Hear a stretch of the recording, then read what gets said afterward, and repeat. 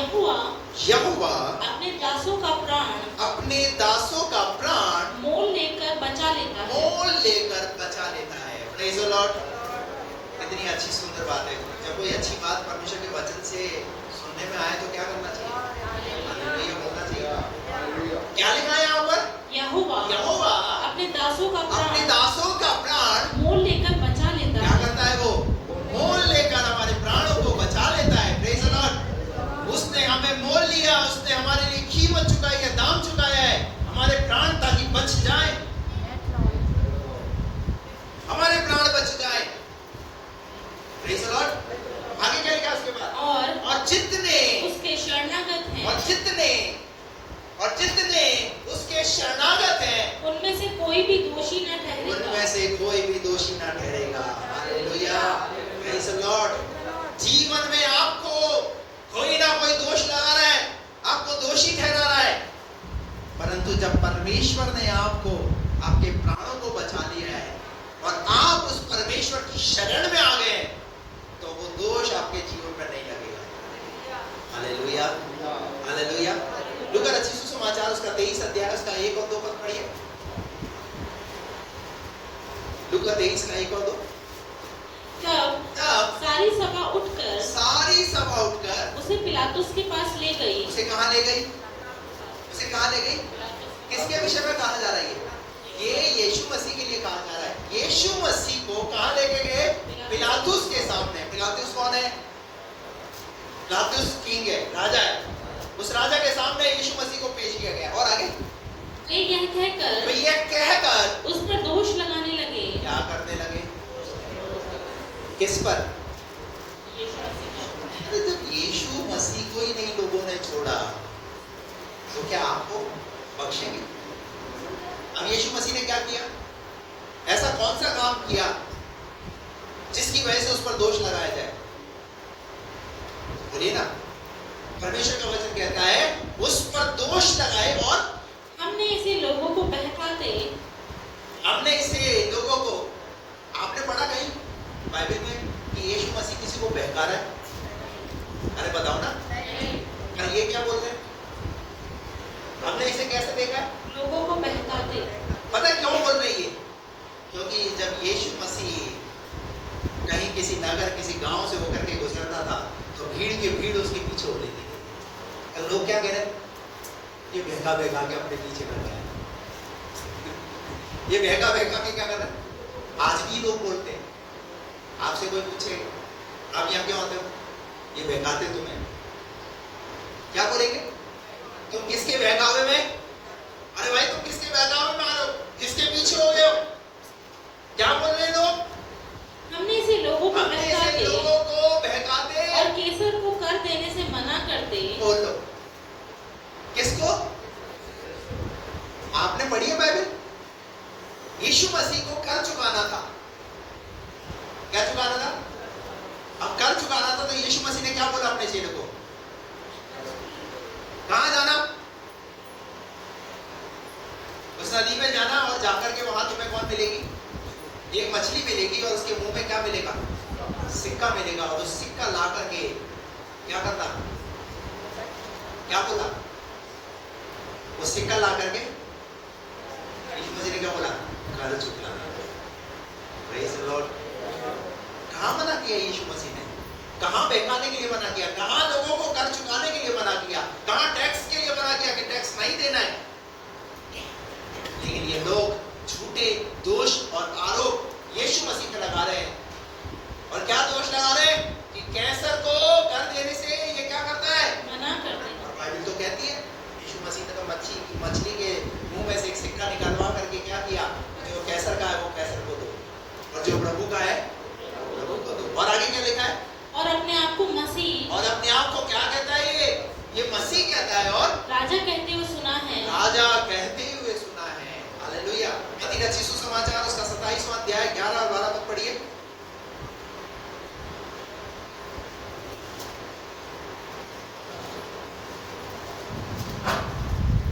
जब यीशु हाकिम के सामने खड़ा था, तो हाकिम ने उससे पूछा, क्या तू यहूदियों का राजा है?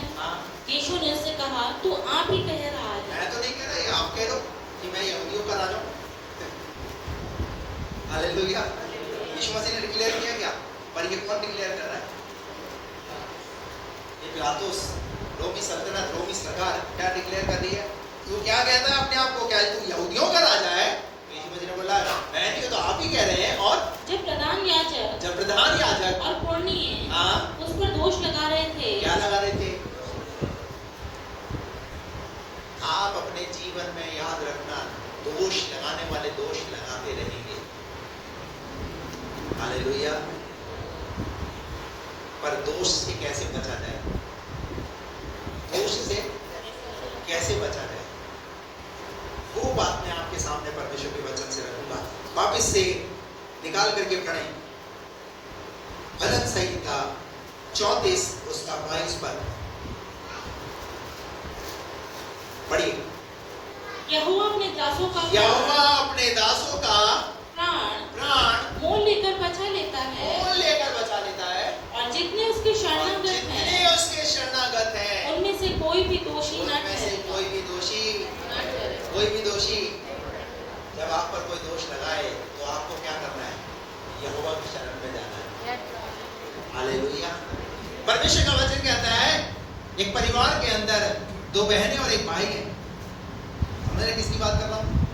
मार्था, मरियम और लाजर। अब मरियम जो है अपनी बहन पर दोष लगा रही है। क्या दोष लगा रही है? देख प्रभु से चिंता नहीं है। और मरियम ने क्या किया? मरियम ने वो तब भाग को चुना जो उससे छीना नहीं जाएगा।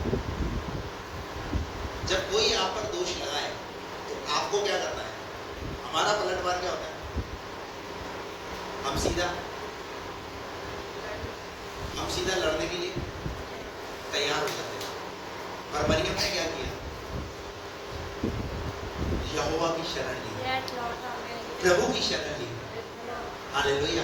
मैं आपको कहना चाहता हूँ इस दुनिया में प्रभु की शरण ही आपको बचा सकती है। हालेलुया। बाइबल कहती है मनुष्य पर भरोसा रखने से उत्तम है यहोवा की शरण लेना। आप किसकी शरण में? आप किसकी शरण में जाते हैं? जरूर हम व्यक्तिगत तौर से अगर हम देखें तो कोई नौकरी की शरण में काम कर रहा है, कोई बिजनेस की शरण में काम कर रहा है, बच्चे माता पिता की शरण के अंदर है। लेकिन अब तक एक दिन तो आपको प्रभु की शरण आना ही पड़ेगा। हालेलुया। तो परमेश्वर का वचन कहता है जितने यहोवा की शरण लेते हैं उनमें से कोई भी दोषी ना ठहरेगा। Praise the Lord. हालेलुया। मेरे साथ निकाल करके पढ़िए उत्पत्ति की पुस्तक उसका 4वां अध्याय उसका 10 पद से।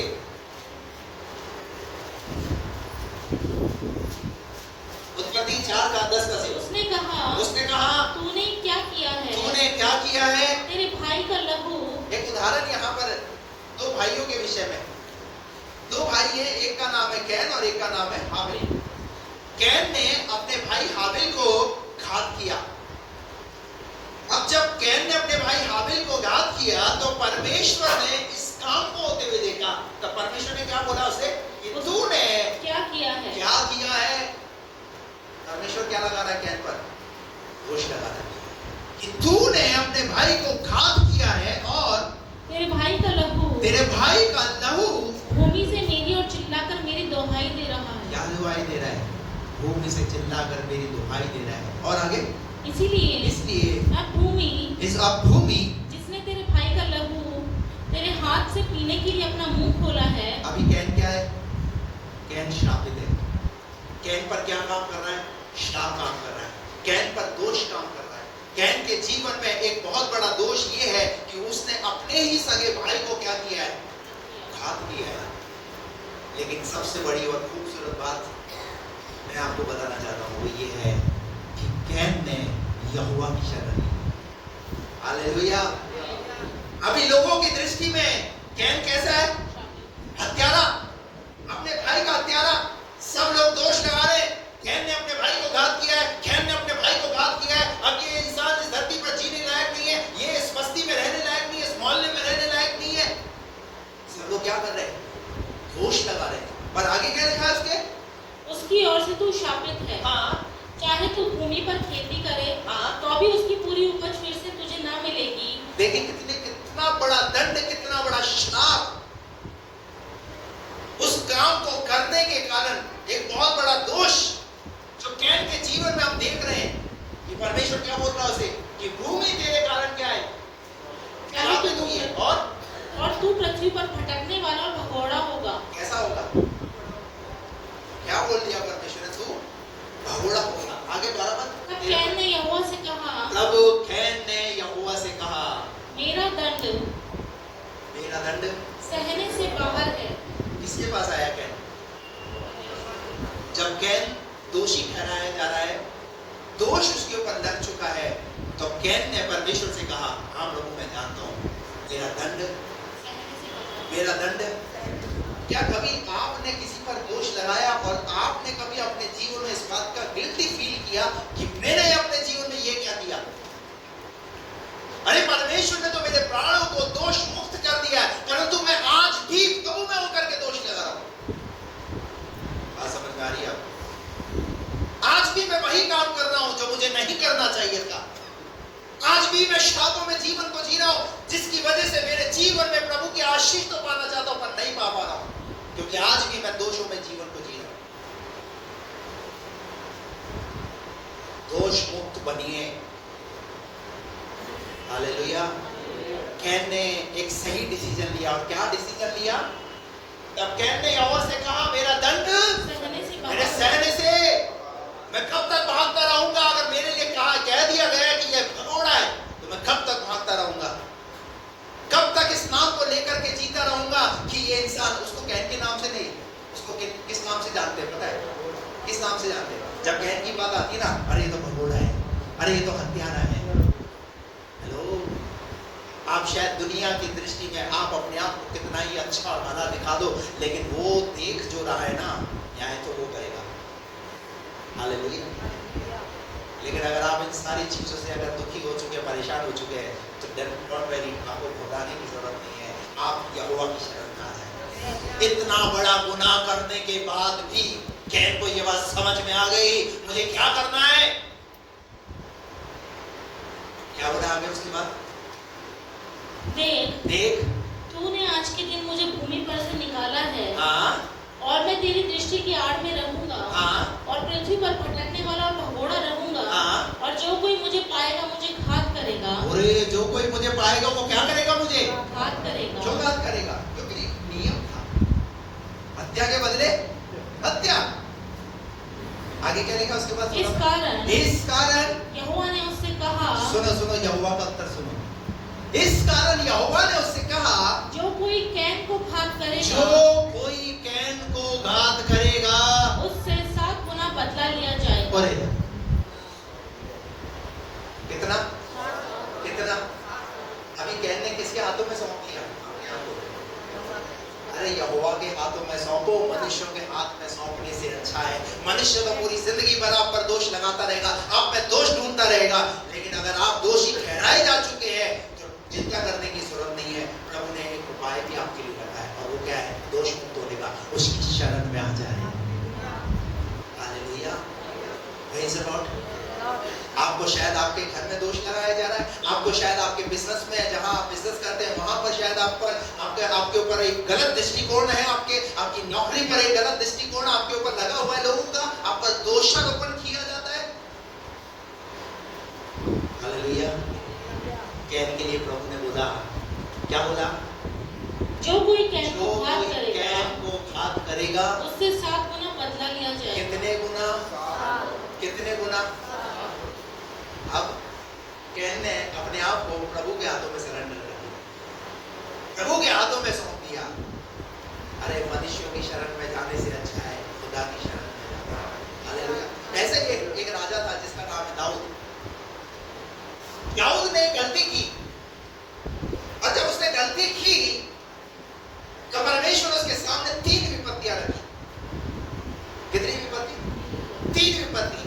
या तो अकाल में, या फिर तलवार से, या फिर खुदा के हाथों में पड़ जाए। दाऊद ने कौन सी विपत्ति चुनी? कौन सी विपत्ति चुनी? दाऊद ने बड़ी बुद्धिमानी के साथ अपनी तरकीब लगाई और क्या बोले इससे अच्छा है तलवार से मरने से अच्छा है अकाल में जाने से अच्छा है क्यों ना मैं खुदा के हाथों में चला जाऊं। हालेलुया। क्योंकि उसे पता है खुदा दयालु अनुग्रहकारी और विनम्र से कोप करने वाला परमेश्वर है। अरे जब मैं उसके हाथों में रहूंगा तो एक दुआ एक समर्पण परमेश्वर के विचारों को बदल सकता है। Praise the Lord. अरे खुदा की शरण में चले जाओ। अगर आपसे गलती भी हुई ना चिंता करने की जरूरत नहीं। हमारा परमेश्वर तो कहता है जितना पूर्व से पश्चिम की दूर है उतनी दूर तुम्हारे गुनाह पर। हालेलुया। हमारे लिए एक सहायक दिया गया है अर्थात प्रभु यीशु मसीह उसका लहू हमें सब पापों से क्या करता है शुद्ध करता है। इसका मतलब लाइसेंस नहीं दे रहा पाप करने का लाइसेंस नहीं दे रहा कि पाप करते रहो और चलो ठीक है अनुग्रह बहुत है। नहीं नहीं नहीं। लेकिन अगर जाने और अनजाने में अगर हमसे जब गलतियां हो तो कहाँ आना है किसकी शरण में आना है यहूदा की शरण में आना है। परमेश्वर के वचन में लिखा है यहूदा के विषय में यहूदा ने एक बहुत बड़ी गलती की और वो गलती क्या की निकाल करके पढ़े मत्ती रचित सुसमाचार 27वां अध्याय 1 पद से पढ़ेंगे। जब भोर हुई तो सब प्रधान याजकों और लोगों के पुरनियों ने यीशु को मार डालने की सम्मति की। क्या की लोगों ने यीशु को मार डालने की सम्मति की और आगे उन्होंने उसे बांधा हाँ और ले जाकर पिलातुस हाकिम के हाथ में सौंप दिया। आगे जब उसके पकड़वाने वाले यहूदा ने देखा कि वह दोषी ठहराया गया है। किसने देखा यहूदा ने। किसने पकड़वाया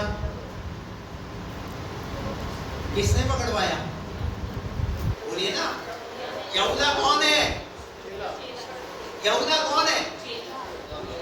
अरे अपने ही अपनों को पकड़वा देते भैया अपने ही अपनों के बैरी हो जाते हैं अपने ही अपनों के दुश्मन हो जाते हैं।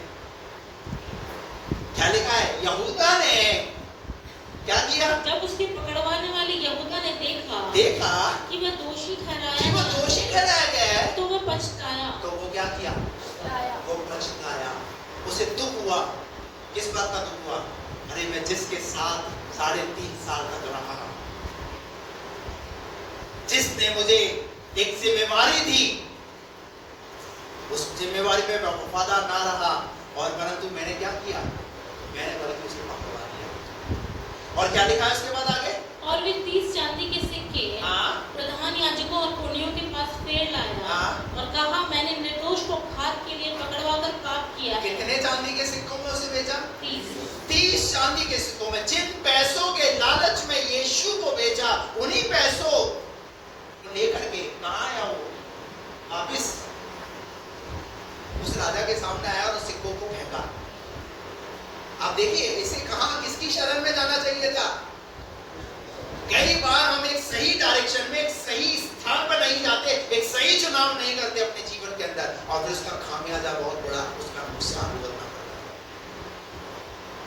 क्या लिखा है यहाँ पर उसने पढ़ो 30 चांदी के सिक्के प्रधान याजकों और पुरनियों के पास फेर लाया और कहा मैंने निर्दोष को घात के लिए पकड़वा कर पाप किया है। अब क्या बोला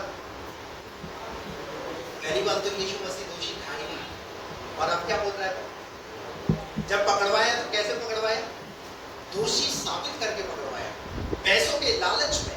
और बाइबल ऐसा कहती है अब वो यहाँ पर आकर के कहने लगा कि मैं उसे कैसा साबित करता हूँ निर्दोष और घात के लिए पकड़वा कर पाप किया है। उन्होंने कहा हमें क्या तू ही जान। तब वह उन सिक्कों को मंदिर में फेंक कर चला गया और जाकर अपने आप को फांसी दी। करना क्या चाहिए था ऐसे क्या करना चाहिए था उसको यीशु की शरण में जाना चाहिए। हालेलुया।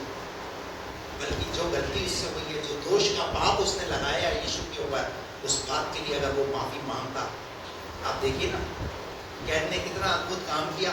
हत्या करके अपने भाई की किसके पास आ गया खुदा के पास आ गया खुदा की शरण में आ गया। खुदा ने उसे क्या कर दिया खुदा ने कहा चिंता मत कर कोई अगर तुझ पर दोष लगाएगा कोई तुझे घात करेगा तो 7 गुना मैं उससे बदला लूंगा।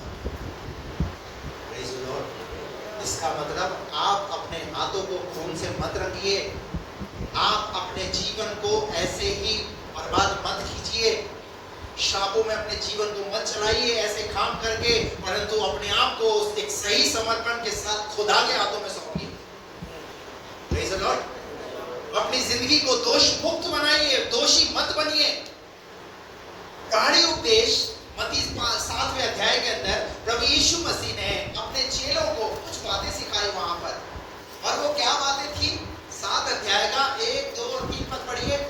दोष मत लगाओ, दोष मत लगाओ कि तुम पर भी दोष कि न तुम लगाया पर भी जाए। दोष लगाया जाएगा, क्योंकि जिस प्रकार तुम दोष लगाते हो, उसी प्रकार तुम पर भी दोष लगाया जाएगा। अरे क्यों अपना समय बर्बाद कर रहे हैं भैया? हेलो, अधिकतर एक विश्वासी का समय काय में बर्बाद हो रहा है? दोष लगाने, वो ऐसा कर रहा है, वो ऐसा कर रहा है, वो ऐसा कर रहा है, वो ऐसा कर रहा है। यीशु मसीह ने कहा ना, इसका मतलब आपने पढ़ा नहीं? मत्ती 7 अध्याय क्या लिखा है यहाँ पर? क्योंकि जिस प्रकार तुम दोष लगाते हो, तुम दोष लगाते हो, उसी प्रकार तुम पर भी दोष लगाया जाएगा। और जिस नाप से तुम नापते हो, उसी नाप से तुम्हारे लिए भी नापा जाएगा। और तू क्यों अपने भाई की आंख के तिनके को देखता है? क्या देख रहा है? हमें अपने भाई की आंख में क्या नजर आ रहा है? तिनका कितना बड़ा होता है? एक छोटा सा तिनका, हमें अपने भाई की आंख में तिनका नजर आ रहा है, परंतु यीशु मसीह ने क्या बोला? और अपनी आंख का लट्ठा तुझे नहीं सूझता। पर यीशु मसीह को हमारी आंख में क्या नजर आ रहा है? तिनका बड़ा है, लट्ठा बड़ा है। हेलो, हमें हमारे भाई की आंख में तिनका नजर आ रहा है, परंतु यीशु मसीह को हमारी आंख में लट्ठा नजर आ रहा है। तो लट्ठा बड़ा होता है भैया। हेलो, अपनी आंख टेस्ट कराओ। हेलो, जब धुंधला दिखता है तो क्या करते हैं? कहाँ जाते हैं? कहाँ जाते हैं? आंखों को टेस्ट कराने के लिए जाते नहीं जाते? तो कभी कभी यीशु मसीह के पास आकर के कहो, प्रभु मुझे जो है लट्ठा नजर आ रहा है, मेरे लट्ठे को निकालो ना प्रभु, मेरी आई सर्जरी कर दो प्रभु, मेरा मोतियाबिंद हो गया प्रभु, मेरा मोतियाबिंद ठीक कर दो प्रभु। Praise the Lord. क्या बोला उसके बाद आगे यीशु मसीह ने? जब तेरी ही आंख में लट्ठा है, तो तू कैसे अपने भाई से कह सकता है? जब तेरी आंख में लट्ठा है तो तू अपने भाई से कैसे कह सकता है? हाँ, मैं तेरी आंख से मैं तेरी आंख से क्या निकाल दूं? तिनका निकाल दूं। Hallelujah, praise the Lord. बात समझ में आई आपको? निकाल के पढ़े रूत की पुस्तक। एक और उदाहरण मैं आपको परमेश्वर के वचन से दूंगा कि हम किसकी शरण में लेनी है, हमें किसकी शरण में जाना है। जब दोष हमारे जीवन में काम करे तो दोष मुक्त होना है तो क्या करना है? निकाल कर पढ़े रूत की पुस्तक, उसका 2 अध्याय और उसका 12वां पद पढ़ेंगे। यहोवा तेरे कार्य का फल ले, यहोवा तेरे कार्य का तुझे फल ले, और इस्राएल का परमेश्वर, और इस्राएल का परमेश्वर। ये कौन बोल रहा है? ये रूत की सास बोल रही है। रूत की सास रूत से इसलिए बोल रही है क्योंकि आपको पता है जब पहले अध्याय को हम पढ़ते हैं तो रूत का जो पति है वो मर चुका है। रूत एक मोआबिन स्त्री है, अन्य जाति स्त्री है। अब रूत की सास ने देखा कि वो खुद विधवा है और उसकी दोनों बहुएं भी क्या हो गई है? विधवा हो गई है। तो रूत की सास ने कहा, देखो ऐसा है, दोनों ओरपा को और रूत को बोला कि तुम अब जाओ, तुम अपनी जिंदगी को अपने तरीके से जैसे जीना है वैसे तुम जी लो। परंतु रूत का एक डिसीजन, रूत ने एक सही डिसीजन लिया। वो डिसीजन ये था कि बोले, सासू माँ मैं आपको छोड़ने वाली नहीं, मैं आपको छोड़ के कहीं नहीं जाऊंगी। Hallelujah, praise the Lord. और रूत ने जब अपनी सास को ऐसा बोला तो उसकी सास बार बार उसे समझा रही है, जा बेटा जा, तू मेरी तरफ से फ्री है, मेरी तरफ से आजाद है, तू अपना विवाह कर सकती है, तू अपना पति दूसरा कर सकती है, मैं नहीं चाहती कि तू मेरी बंदिश में रहे। अब यहाँ रूत की सास क्या बोल रही है? तुझे यहोवा, हाँ पढ़ो, यहोवा तेरे कार्य का फल दे, यहोवा तुझे तेरे कार्य का फल दे, और इस्राएल का परमेश्वर, और इस्राएल का परमेश्वर यहोवा, यहोवा जिसके पंखों तले तू शरण लेने आई है, इसके सन्मुख शरण लेने आई है। अभी पता है रूत जो है किस बात पर दोषी है? एक तो पहली चीज वो अन्य जाति है, दूसरी चीज उस पर एक दोषी है कि इसका पति मर गया है जवानी में, विधवा हो चुकी है। एक विधवा को किस तरीके से अपनी जिंदगी को बिताना होता है, उससे पूछिए कितने प्रकार की बातें उसके लिए कही जाती है, कितनी बातें उसको सुननी पड़ती है। समाज के अंदर उठना बैठना दुर्व्यवहार बेकार हो जाता है।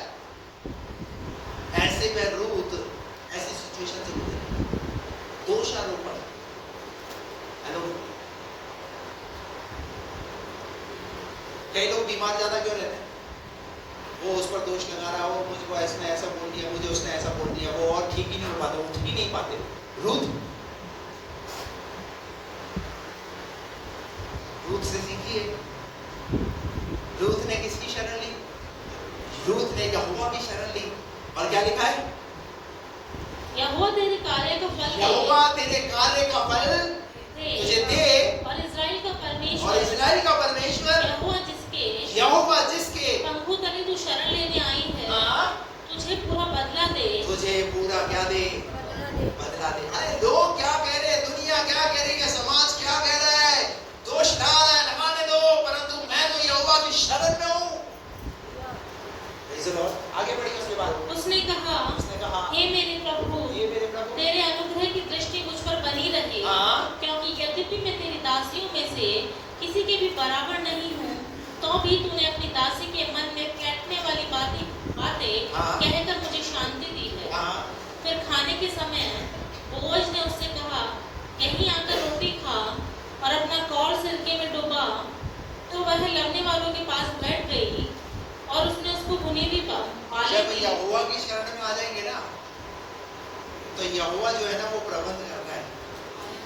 आपको जिस चीज की जरूरत है ना, आपको वो चीज मिलेगी। हालेलुया। अभी हुआ क्या? जैसे ही रूथ यहोवा की शरण में गई, तो यहोवा ने बोअज नाम का एक व्यक्ति रूथ के लिए रखा हुआ था। बोअज कौन है पता है? एक बहुत ही धनी व्यक्ति। रूथ नाओमी के कुटुंब का एक रिश्तेदार।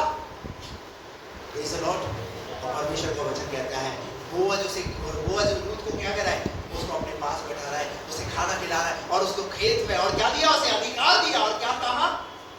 जब वह पीटने को उठी, तब बोअज ने अपने जवानों को आज्ञा दी, उसको फूलों के बीच बीच में ही भूनने दो, आगे, और दोष मत लगाओ। और क्या ना करो? दोष मत लगाओ। क्या ना लगाओ उस पर। इसका मतलब रूथ क्या झेल रही है? दोष झेल रही है। बाइबल कहती है जब किसी का चाल चलन यहोवा को भाता है, तो यहोवा उसके शत्रुओं से भी हालेलुया। Praise the Lord. जब हमारा चाल चलन यहोवा को पाएगा ना, तो हमारा दुश्मन के साथ भी यहोवा हमारा क्या करा देगा? मेल करा देगा। Praise the Lord.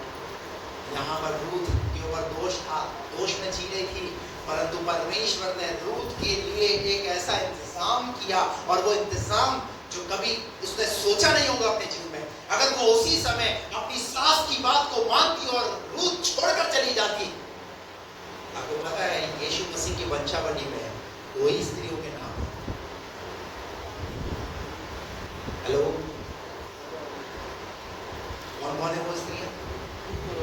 एक तो रूथ और दूसरी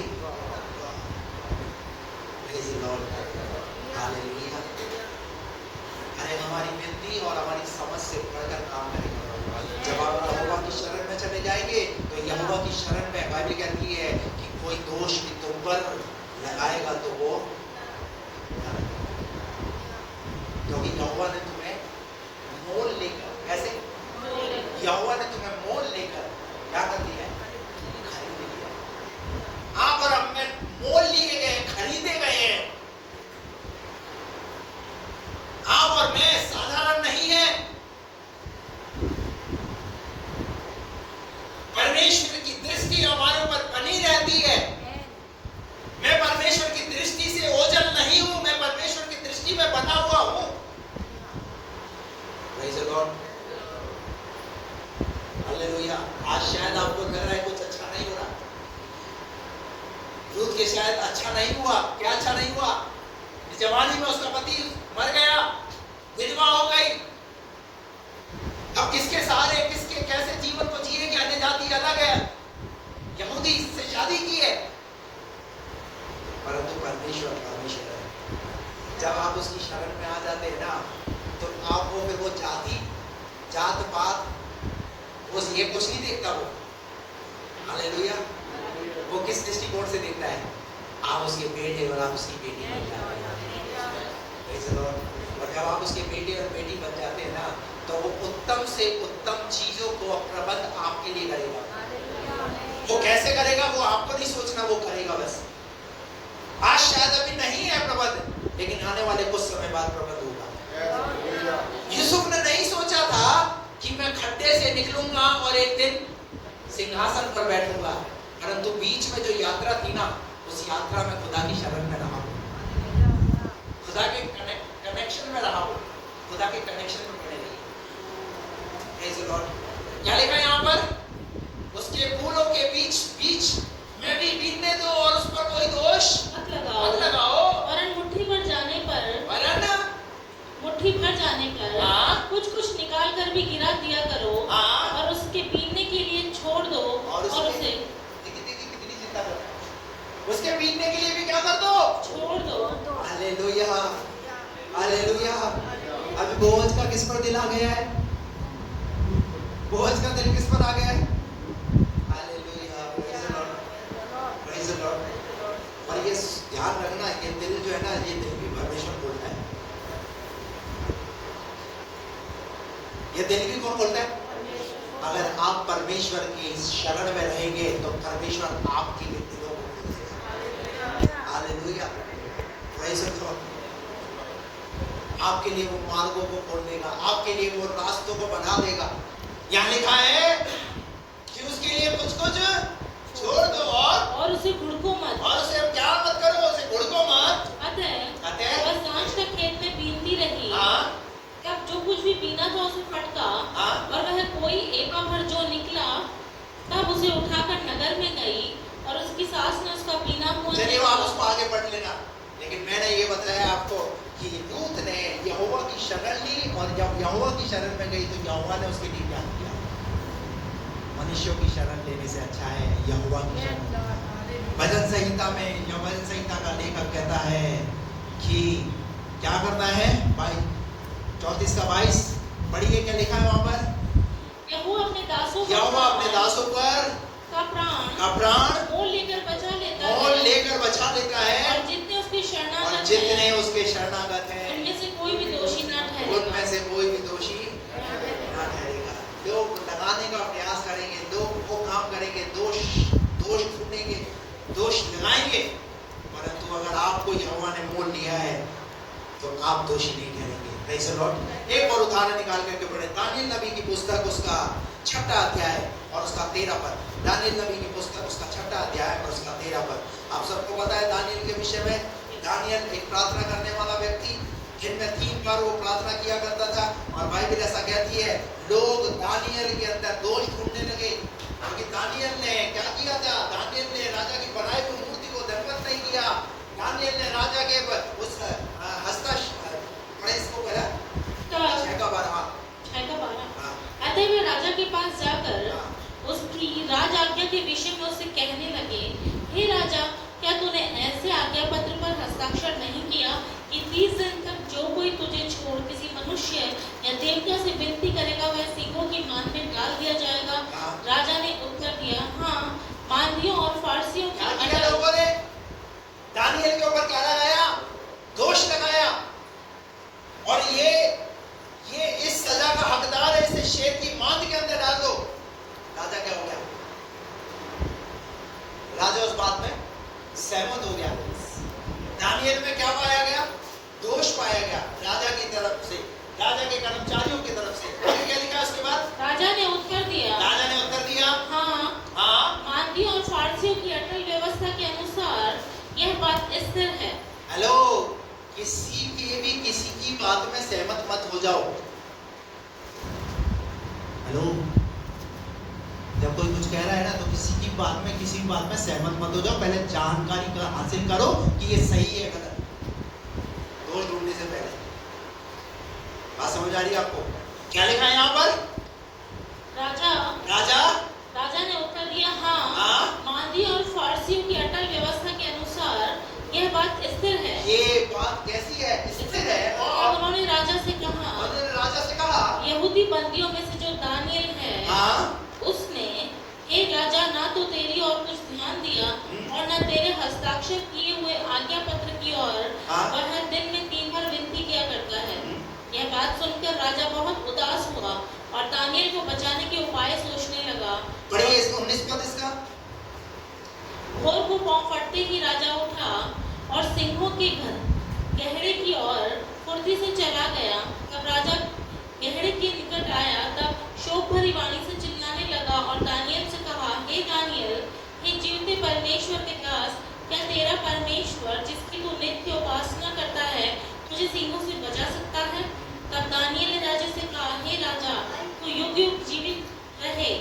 हे मेरे परमेश्वर ने अपना दूत भेजकर सिंहों के मुंह को ऐसा बंद कर रखा है कि उन्होंने मेरी कुछ भी हानि नहीं की। 23 पद पढ़ेंगे इसका, 23 पद। तब राजा ने बहुत आनंदित होकर दानियल को गहरे में से निकालने की आज्ञा दी।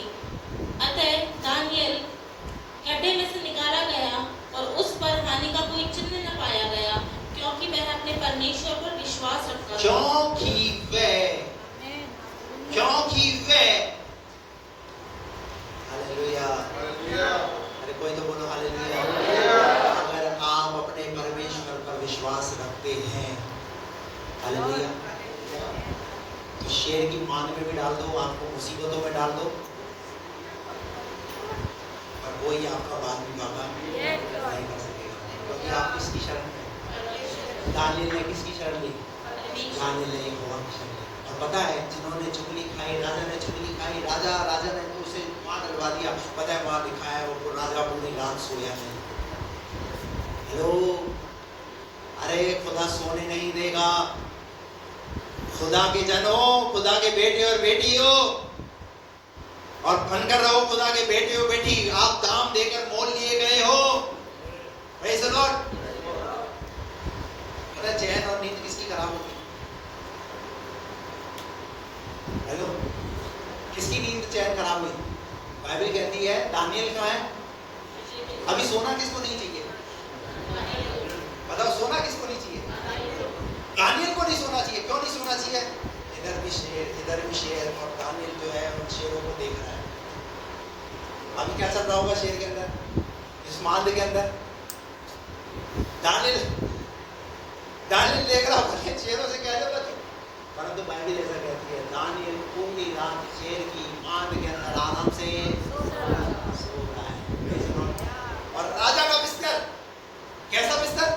मखमली बिस्तर, डल्लब का गद्दा। और राजा क्या कर रहा है उस डल्लब के गद्दे के ऊपर? कभी इस करवट, कभी इस करवट, यही सोच रहा है। Hallelujah, praise the Lord. जिसे आराम करना चाहिए गद्दे पर, वो आराम नहीं कर रहा, क्योंकि उसने काम ही ऐसा किया। पर आराम कौन कर रहा है? आपको अगर कोई दोष ठहरा रहा है तो आप आराम करो, चिंता मत करो, वो निपट लेगा। उसको निपटना आता है, उसको अपने तरीके से काम करना आता है। Praise the Lord. और दानियल ने कहा, मैं किस पर विश्वास रखता हूँ? उसने आज्ञा बात और पढ़ दो जल्दी से। तो राजा ने आज्ञा दी, राजा ने आज्ञा दी कि जिन पुरुषों ने दानियल की चुगली खाई थी, दानियल की क्या खाई थी? चुगली खाई थी, क्या खाई थी? अरे बोलो ना, चुगली खाई थी। वे अपने अपने बाल बच्चों और स्त्रियों समेत, वो अपने बाल बच्चे और स्त्रियों समेत उन सबका प्रमोशन क्या कर देता हूं मैं? सिंहों के गड्ढे में डाल लिए जाएं। अरे क्या प्रमोशन? अरे बोलो प्रमोशन क्या है? कहां? कौन कौन?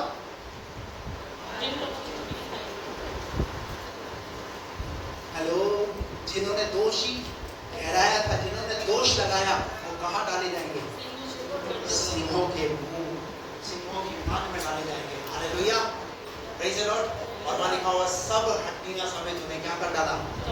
चबा डाला। दानियल ने किसकी शरण ली है? मैं आपको कहना चाहता हूँ, खैर ने यहोवा की शरण ली। अरे लोग मुझे दोषारोपण करें, लोग मुझ पर दोष लगाने दो, इससे अच्छा है खुदा की शरण में चले जाओ। रूत अपनी जिंदगी को जो है वो दोष में नहीं बिताना चाहती, परंतु यहोवा की शरण में गई तो यहोवा ने उसे दोष मुक्त कर दिया, उसके लिए एक ऐसा प्रबंध किया ताकि वो अब अकेली नहीं है, उसके साथ है, उसका एक जीवन साथी खड़ा हुआ है। और आज भी हम उसे याद कर रहे हैं इसलिए क्योंकि रूत उस यीशु मसीह की वंशावली में शामिल है। Praise the Lord.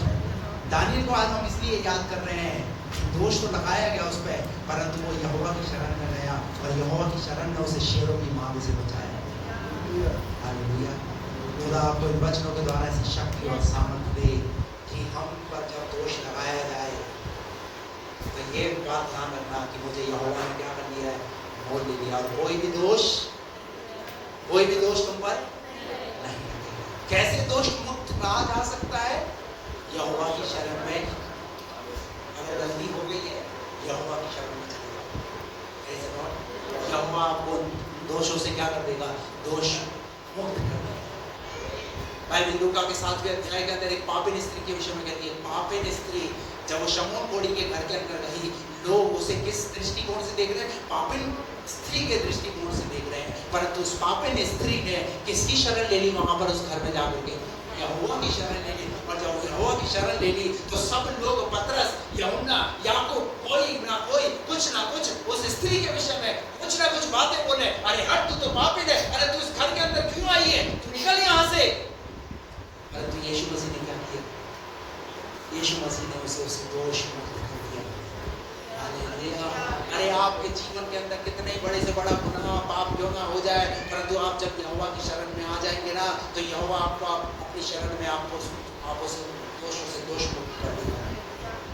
उन दोषों में पड़े मत रहिए यहूदा के समान। यहूदा के पास भी एक मौका था, यहूदा के पास भी एक अवसर था, पर यहूदा ने क्या किया? यहूदा ने क्या किया? यहूदा ने एक गलत डिसीजन लिया और अपने आप को ही उस दोष के अंदर खुद को सुसाइड कर दिया। Praise the Lord. प्रभु आपको इन वचनों के द्वारा आशीष दे। दोष मुक्त कैसे हो सकते हैं? आइए अपनी आंखें